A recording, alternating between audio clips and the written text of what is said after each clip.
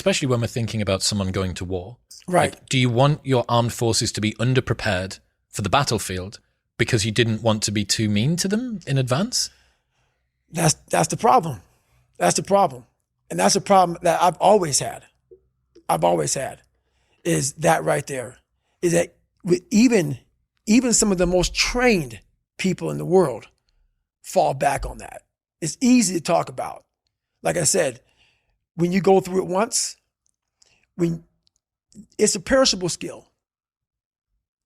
Hardness, mental hardening, mental toughness, it's a perishable skill. Just because you went through some training once and you got through it doesn't mean it lasts fucking forever. And that's where most people hated me in my life, because I realized that.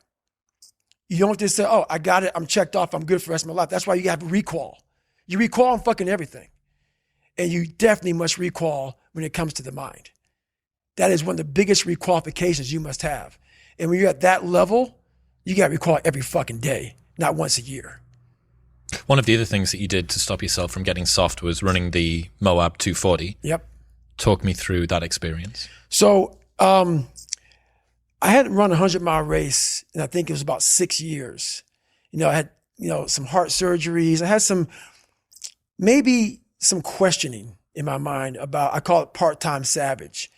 I started kind of going through this. I started getting, a little bit injuries, a little bit of this, a little bit of that. Things that back in the day never slowed me down. So when I got my head out of my ass and realized that, hey, we have more left,